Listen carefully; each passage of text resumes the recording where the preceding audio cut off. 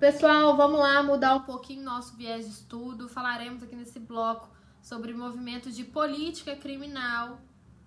O primeiro deles, a seletividade, criminalização primária e secundária do nosso querido e conhecido Zaffaroni.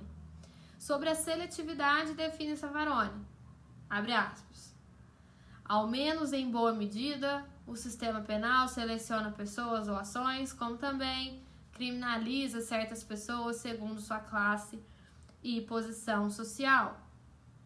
Há uma clara demonstração de que não somos todos igualmente vulneráveis ao sistema prisional, que costuma se orientar por estereótipos que recolhem os caracteres dos setores marginalizados e humildes, que a criminalização gera fenômeno de rejeição do etiquetado, como também daquele que se solidariza ou contata com ele, de forma que a segregação se mantém na sociedade livre.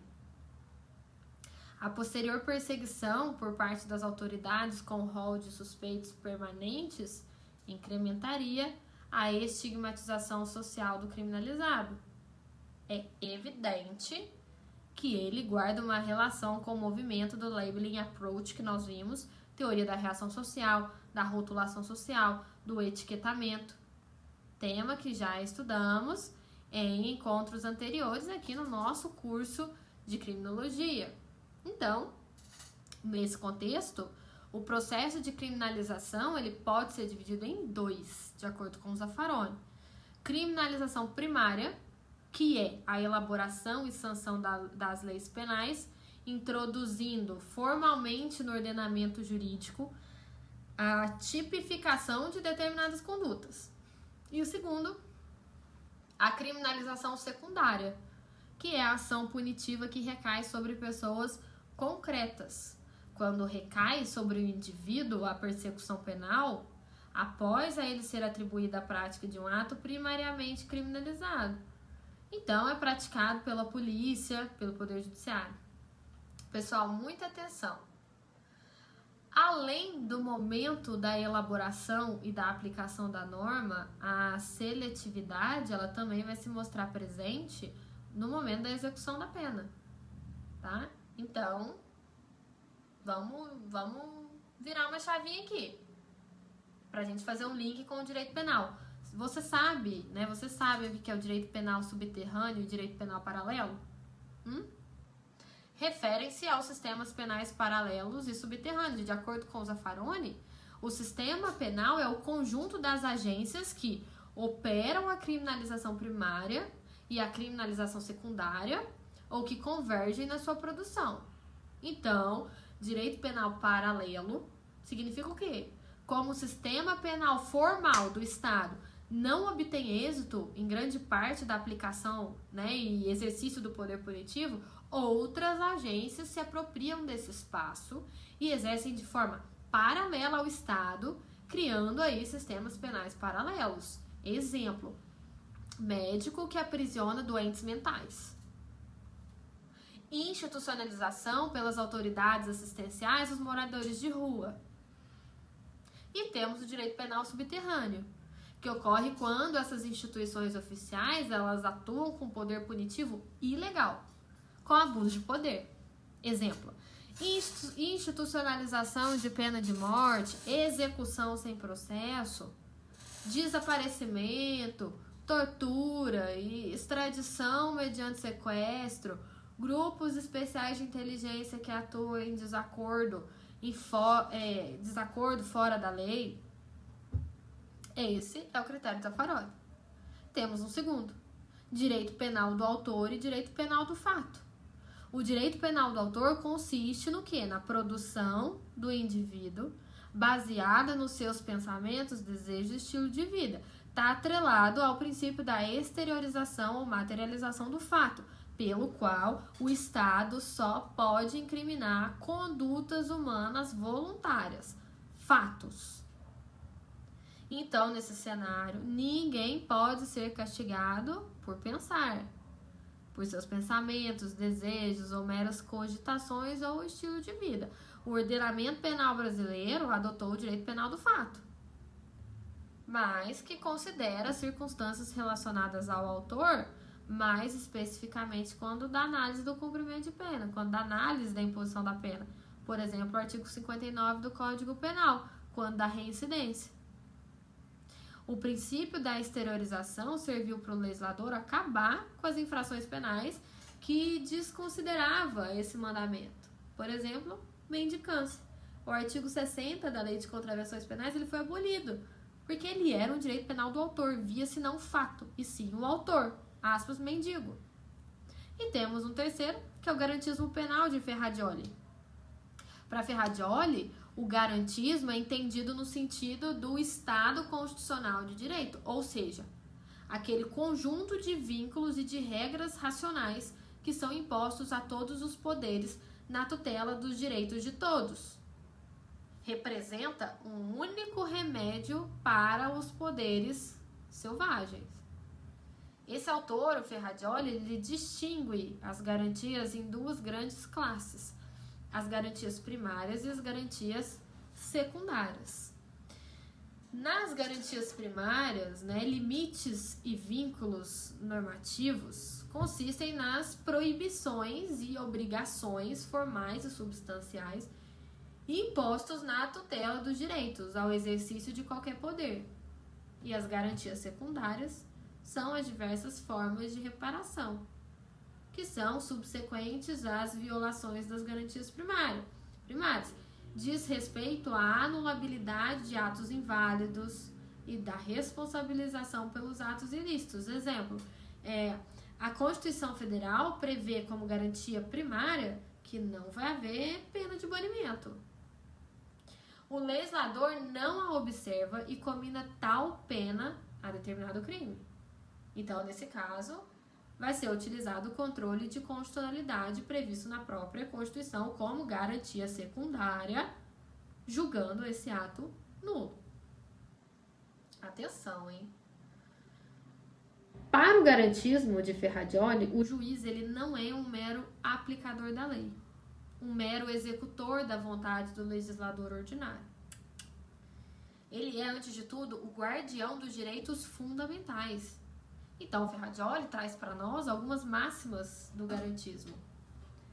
Por exemplo, nulla pena sine crime. Ele alega o seguinte: somente será possível a aplicação de pena quando houver efetivamente a prática de determinada infração penal. Nullum crime sine lege. A infração penal deverá sempre estar expressamente prevista em lei. Nulla lex sine necessitate. A lei penal somente poderá proibir ou impor determinados comportamentos sob a ameaça de sanção, se tiver absoluta necessidade de se proteger determinados bens tidos como fundamentais ao nosso convívio em sociedade. Seria o direito penal mínimo, que nós já debatemos também nesse curso. Temos também que condutas tipificadas na lei penal devem obrigatoriamente ultrapassar a sua pessoa, isso é, elas não poderão se restringir à sua esfera pessoal, à sua intimidade ou ao seu particular modo de ser. Então, só há possibilidade de proibição de comportamento quando estes vierem a atingir bens de terceiros. Além disso, ele nos fala também que as condutas tipificadas, os crimes, tipos penais, só podem ser exteriorizadas mediante a ação do agente, ou omissão, se previsto em lei. Nulla actio sine culpa. Somente as ações culpáveis podem ser reprovadas. Nulla culpa sine jurídico. Nulla culpa sine judicio. Desculpem. É necessário a adoção de um sistema acusatório, com a presença de juiz imparcial e competente para julgamento da causa. Hoje, no Brasil, o nosso sistema do processo penal é acusatório. Artigo 3º-A, Código de Processo Penal. O juiz que julga não pode ser responsável pela acusação, tem que ter uma separação. Além disso, de acordo com o Ferrajoli, fica a cargo do acusador todo o ônus probatório, que não pode ser transferido para o acusado da prática de determinada infração penal. É o que ele informa. Ele fala ainda que deve ser assegurado ao acusado ampla defesa, com todos os recursos a ela inerentes. Então, ó, muita atenção, porque a gente pode também debater uma coisa interessante aqui. No que consiste um garantismo penal integral? Quer dizer que o direito penal deve se prestar a garantir não somente direitos e garantias dos acusados, mas todos os direitos e deveres previstos na Constituição. Gente, presta atenção, em que pese não se possa tolerar violações arbitrárias, desproporcionais aos direitos daquele, né, sobre o qual recai o ius puniens estatal, não se pode também deixar de proteger outros bens que também são juridicamente relevantes para a nossa sociedade. Tudo isso deve passar pelo crivo da proporcionalidade. Então, diante disso, o garantismo ele se divide em dois. Garantismo negativo, que visa limitar a função punitiva do Estado, que deve ser aplicada estritamente nos casos necessários e em medida adequada, consistindo na proibição do excesso. E o garantismo positivo busca evitar a impunidade e garantir que os bens jurídicos relevantes à sociedade sejam efetivamente protegidos, caracterizando-se pela proibição da proteção insuficiente. Pessoal, quando apenas o garantismo negativo é observado, surge para nós o chamado garantismo hiperbólico monocular. Grave esse nome. Hiperbólico por ser aplicado de modo desproporcional e exagerado.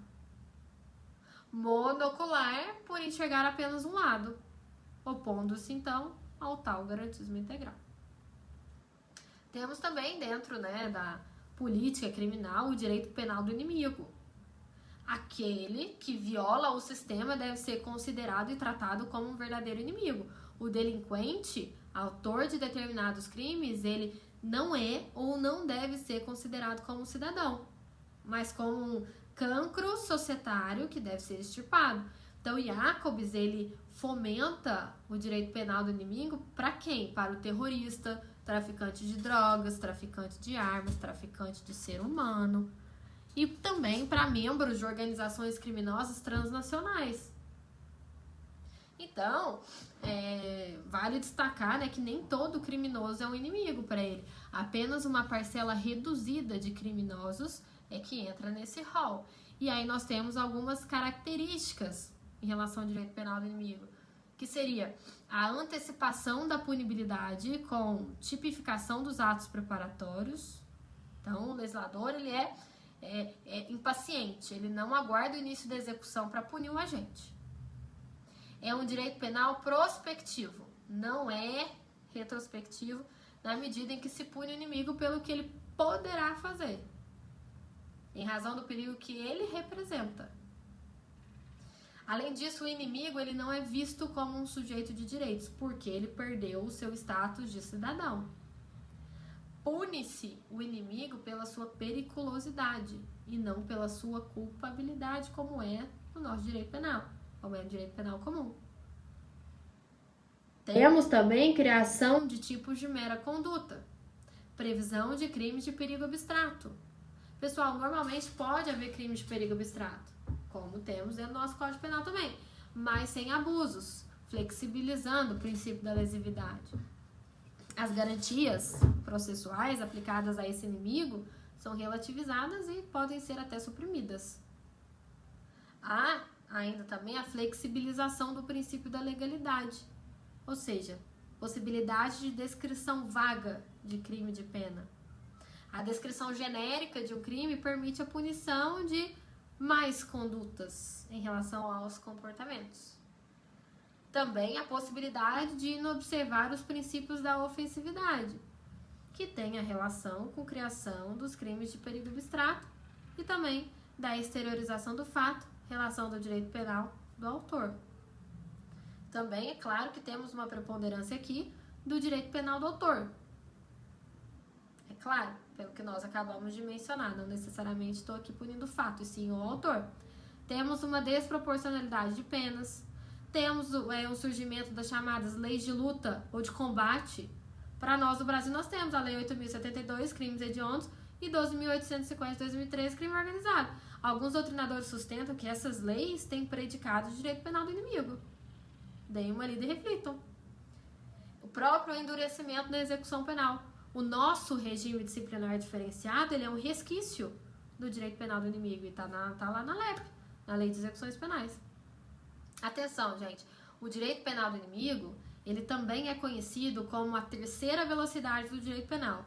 Terceira velocidade do direito penal. Isso porque se aplica a pena de prisão, pena privativa de liberdade, e também por ser extremamente célere, já que suprime direitos e garantias. É um processo rápido. E temos, né, as velocidades do direito penal, por Jesus Maria Silva Sanches.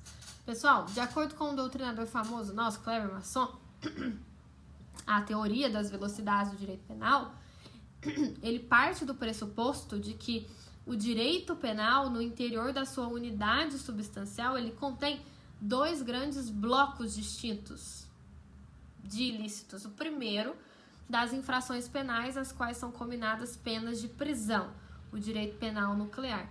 E o segundo, daqueles que vinculam aos gêneros diversos, sanções penais diversas, que seria o direito penal periférico, tá? Temos, então, de acordo com ele, a primeira velocidade, que seria o direito penal da prisão, aplicando-se aí penas privativas de liberdade como resposta aos crimes praticados, com a rígida observância das garantias constitucionais e processuais, aplicada a delitos graves. Temos a segunda velocidade, direito penal reparador. São aplicadas aqui as penas alternativas à prisão, como restritiva de direitos ou penas pecuniárias, de forma mais rápida, sendo admissível, então, uma flexibilização proporcional dos princípios e também das regras processuais. É aplicável a delitos de menor gravidade. Terceira velocidade. Novamente, temos aqui a prisão por excelência. Porém, se difere da primeira velocidade, porque permite a flexibilização e até mesmo a supressão de determinadas garantias. São aplicados aos delitos de maior gravidade. E aí, remete ao direito penal do inimigo, como nós acabamos de debater aqui. Também poderiam constituir os exemplos que dei, que é a lei de crimes hediondos e a lei de organizações criminosas dentro da nossa legislação. Temos ainda a quarta velocidade, chamada de neopunitivismo, que está ligada ao direito internacional. É o processamento e o julgamento pelo Tribunal Penal Internacional de chefes de Estado que violarem tratados e convenções internacionais que tutelam direitos humanos e praticarem crimes de lesa humanidade, de modo que por essa razão se tornarão réus perante esse TPI, Tribunal Penal Internacional, e terão dentro do seu contexto suas garantias penais e processuais penais diminuídas. E temos a quinta velocidade. Modernamente já se fala em direito penal de quinta velocidade, que trata de uma sociedade com maior assiduidade do controle policial. O Estado, com a presença massiva e maciça de policiais na rua, no cenário onde o direito penal ele tem o escopo de responsabilizar os autores diante da agressividade presente na nossa sociedade em relação às relações complexas e muitas vezes compreensíveis ou incompreensíveis, melhor dizendo. Então, trouxe para vocês aqui alguns aspectos da política criminal, porque são discussões que nós trazemos para dentro da criminologia, são teorias que nós trazemos para dentro da criminologia e que ponderamos quando realizamos os experimentos, as observações, enfim, em relação a eventuais casos concretos, conforme falamos em encontros passados. Então, vale a pena trazer um pouco, né? É claro que nós poderíamos ter um curso somente de política criminal, mas acredito que trazer um bloco sobre isso só agrega ainda mais o conhecimento de vocês, e aí vocês conseguem fazer essa ligação entre a criminologia e a política criminal. Então, trouxe para vocês as teorias mais famosas e mais discutidas e debatidas dentro do mundo jurídico, e as mais respeitáveis também. Zaffaroni, por exemplo, ele tem meu livro. Autografei um livro, mandei pra ele, tem até uma foto dele com o meu livro. Então, realmente zerei a minha vida, posso morrer e começar de novo, porque atingi aí uma pessoa que, pra nós, muito agregou ao direito penal, à criminologia, à política criminal, e ainda muito agregará também. Ele tem um viés mais humanista, mais voltado, por exemplo, aos direitos humanos. Quem tiver interesse em conhecer mais sobre ele, basta dar um Google aí, porque ele tem milhões, milhares de obras produzidas nesse sentido, tá bom? Nos vemos aí nos próximos blocos ainda dentro do nosso curso de criminologia. Até já!